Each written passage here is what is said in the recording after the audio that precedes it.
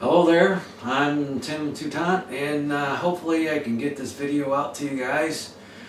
This is my first video rendition of primary turbine primer, I'm going to call it, because this is my very first turbine aircraft and want to put out my information on what it takes for a brand new guy like me to get out a turbine aircraft such as this that I've got sitting in front of me. But first, what I want to do, I'm going to call it TP, Turbine Primer. And first I want to give a shout out to Dirk at Pacific RC Jets for sending this beautiful KingTech120 for this aircraft, which was originally going to go into a Skymaster F4 Phantom. However, I put that on the back burner as I was informed that it wouldn't be a good idea as a first jet airplane to manipulate and get flying around. And a very good friend of mine, Nicholas from New York, a great taxidermist from what I understand, put me in touch with Larry Roper of Boomerang Jets. And recommended this Sprint version 2, Boomerang Sprint version 2. And so that's what you're seeing in front of you today, and I'm going to go over some of the things that I've done with this airplane. And also the innards of the workings of the turbine, how it was set up, the radio I use, all those things I'm going to go into more detail, and hope you all enjoy this as much as I'm getting geeked up for the springtime warmer weather. Right now it's 35 degrees outside, snow showers, and kind of breezy. So today would be a good day to put this video together and do some things with it and show you around the airplane, take the cover off and so on, and show you the inside of this airplane, and go from there. Some of the graphics are from Cali Graphics, and some of the other graphics such as the intake and all that I got from my local hobby shop and so on, and making up of course my FAA little logos with the testers kit that I've got for making decals. And that worked out pretty good. I've got it on one of the booms for this jet I have here in front of me.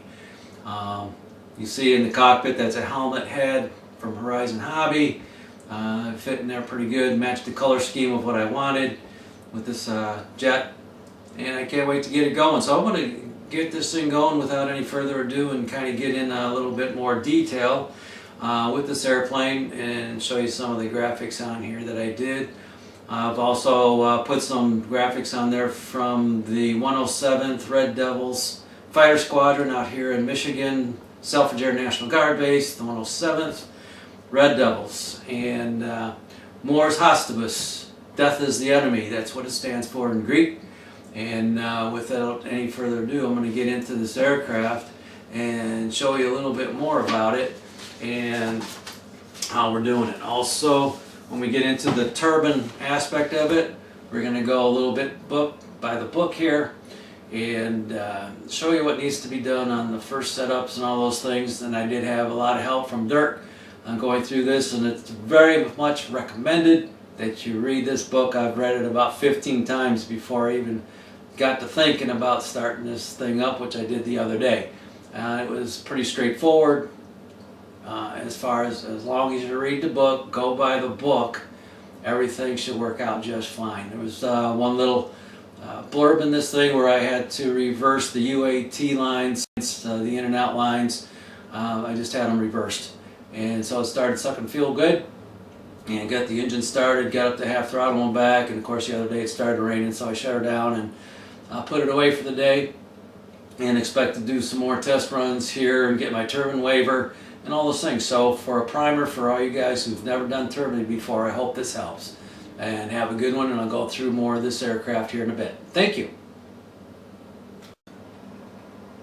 Okay, one of the things I'm going to do here is I'm going to take off the cover, this top piece. And what's really neat about this top piece is that it does have a latch mechanism to hold it in place while you're flying and so on. Then you can take it on and off with the latch. So there's a little lever right over here in the back end, and you push it down, and then you can manipulate the whole cover back to unseat it. And there's little pins on the inside that hold the aircraft this in place so it won't fly off also. And then just lift up, remove, and you can get to the innards very easily. Everything's shown right here, and very easy to get to.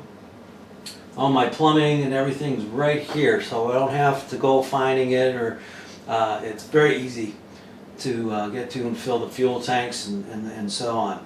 So I do have the fittings here that couple up everything very easily and quickly. And also I got a fill knob here. This is a one-way valve, so I can fill it and don't have to worry about anything leaking out. And I do have an overflow on the main tank. It goes out the bottom of the airplane, and so I don't have to worry about overflowing anything and anything going inside the aircraft as far as fuel goes. So with that being said, I'm going to get up close and personal here and show you the most inner workings of this airplane. Okay, here's the KingTech120 and installed in the Boomerang Sprint. I got my flaps with the nose step. Yeah, I have my decals on there, detail. This other little tube that's sticking out the back behind the exhaust is my smoke tube, and hope to have that hooked up. Also, the wires for the KingTech120 all hooked up, going through the fuselage up to the front fuel tank. I believe it's a 128 cc tank, and good for about maybe 10 minutes or so of flight time. And then up in the front, we got the ultimate air trap. Got that from BVM to help with bubbles going through the fuel line. Also the KingTech battery here for the engine start and so on, the ECU and everything, the 9.9 volts. And also the DCU, I believe it is, to run everything that's in the turbine engine that makes it work, gives you the RPM and all those things. The ground support unit, the GSU, excuse me. And also back in the back here, the ECU that controls all the information going into that turbine once it's all said and done and put in through there through the ground support unit. It gives you all the information. Very easily done. I have my on-off switch for the receiver and everything in here. It's there. And for the ground support unit, this piece right here, all I have to do once we're all set with the aircraft, I can disconnect this, take this out of the airplane, and use it when I need to. So therefore, it's a fairly simple process. And again, use the book. It helps. Read it 10-15 times. If you don't understand it, read it again. Or get a hold of Dirk at Pacific RC Jets, and he'll be more than happy to help you out and give you some answers that you may have. Like I said, I'm a first-time turbine owner, and this is going to be interesting when the summer gets here. Get my turbine waiver. I've got plenty of people to help me get through this process, including Larry Roper out there in Massachusetts, and Dirk out there in California with Pacific RC Jets. So all in all, it's a great build on this aircraft. Heavy duty landing gear all the way around. It's electric retracts, and of course I had to put my logo on here for the centennial of Selfridge Air National Guard base at Cali. Made up very nicely for me, so I put it on this airplane. Air Force logos. Also, this one's from Cali Graphic, and these other ones are from my local hobby shop.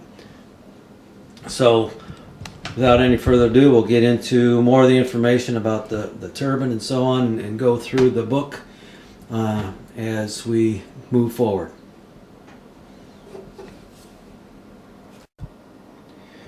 Okay, the radio I'm going to be using with this is the Spectrum DX18, which I have all the parameters already selected in, the throttle and ailerons, flaps, all those good things, retracts, brakes, and so on. That comes with the Boomerang Sprint kit. The retracts, the electric brakes, everything comes in the kit Very straightforward, easy to understand directions, and this is an all-wood airplane.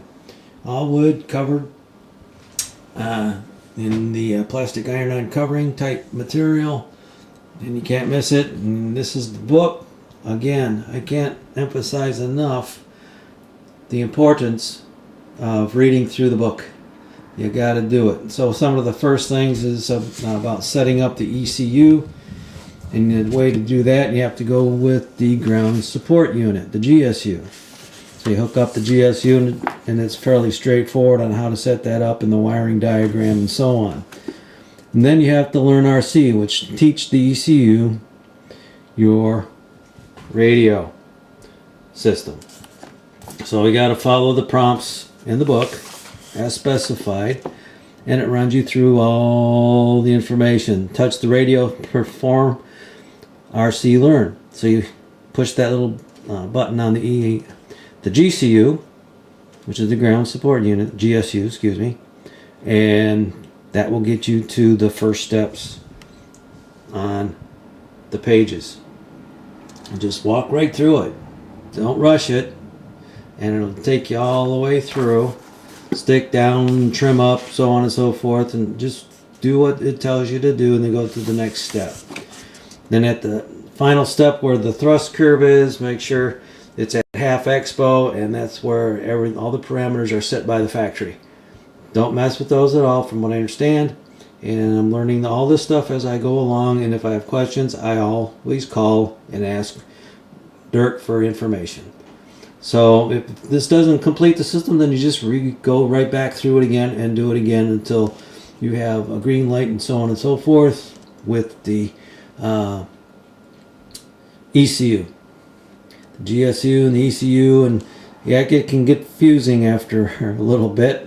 Like I said, I'm still learning, and that's why I'm doing this, for those who want to understand what turbine technology is and all about, and how we go about doing this thing.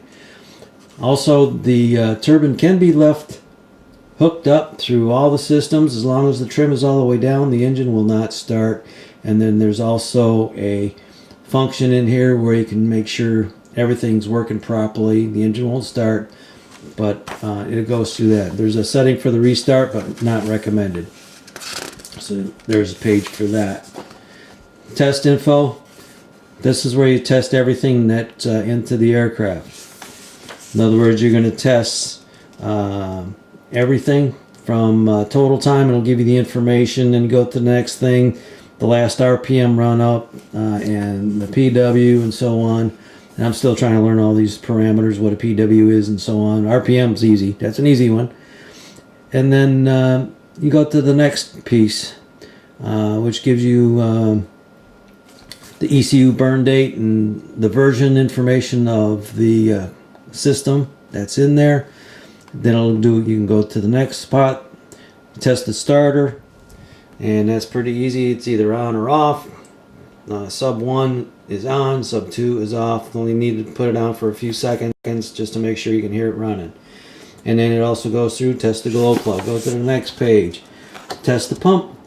You want to be cautious here when you test the pump, so you don't flood your engine, because the fuel line's going back there, and ensure that you do have an on and off valve going to the engine, so that you don't force fuel into the engine. But you need to prime that line all the way to the engine, so when you get the first time starting this thing, it's got the fuel right there ready to turn and burn. And that's one of the things I've learned. It also tests the gas valve within the engine.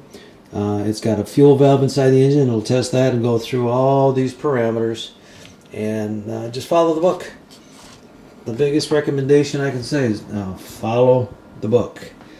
And we've got a lot of things going on here, and you can see my wiring to this KingTech. It's all nice and done, fed through. You can see my fuel line down in there going to the engine, and even in there further, I don't know if you can see it, but I also have my fuel filter, which is right there next to the tank. So everything is really good to go, and everything fits nice and solid. And I just need to put another Velcro strap on the tank to ensure that it's going to stay in place. I also do have a covered rubber mat underneath the tank, so I know for sure it's not going to go anywhere. So with that being said, I'm going to leave it at this as the first part of a couple of parts, and then I'll actually fire up the ground support unit so you can see what that looks like when it's actually lit off and how to run through some of the parameters.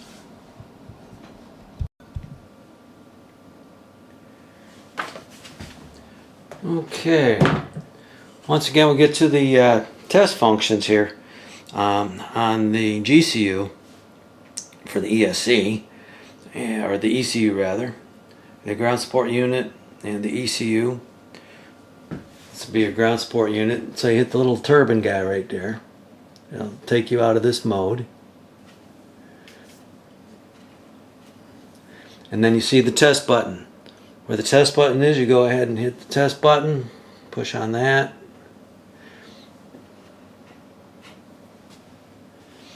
And it gives you all your information that you need to know. Where the timer is. The test info page 1 displays turbine total time in minutes. Last cycle time in seconds. And number of cycles. These numbers are reset to 0 upon the overhaul. So when you turn the engine back in for its 20-hour overhaul to get the coke all and that mess out of the engine, then that gets reset. So 219 seconds, we had 2 cycles on it. Okay, so that's what that's saying. Then you go and you go into the next page. So you're going to hit next. I'm going to push on next. Oops, kind of hard to do here. And then it's going to give you the RPM. Mine was at 45,000. Test info page, condition at last shutdown, when the temperature and RPM, and the PW. I'm still got to figure out what the PW stands for. And I'm sure it's in the back of the book. So that's the next one. You can check that and it shows you what's going on there. Press next. Alright. July 24, 2017 is the date, the burn date, and version information, what version is in the aircraft of what's going on here, the version information, if it's updated or not. If there's updates, they'll send them to you to do that. And then we go into the regular test mode. You hit next again, and it says test starter. So when you test the starter, you'll be able to hear it spin up. So hit on and then off. You only want to do it for a few seconds. So that means the starter's working the way it's supposed to. Go into the next. Test the glow plug, it'll test that. Go to the on, and you can barely hear it, but it's getting the voltage to it and so on. And you saw that as it was happening. Okay? So that was the glow plug. Then you go to the next. Test the pump. So you put the pump on. As right now I got my valve in the off position, so no fuel is going to go running through the system, but you can check it, you can hear it go. So I got on, hear that, and off. Okay? Just want a couple of seconds is all you need. Next, test the gas valve, and you'll hear it click in the engine itself. Off. On. Off. Okay? That's the gas valve. And you go to next. Test the fuel valve. Go on. 1 sub. 2 is off. Okay? Then you go to the next. Then you test the prime function. It'll prime through everything on the fuel pump and all that, and then it'll take over and do what you need to do. So I hope that gets you through most of the test functions. There's 9 of them. And it gets you back to page 1 if you hit the next again. Now to move out of this, It has a home button on this one. Some of the older versions don't have the home button.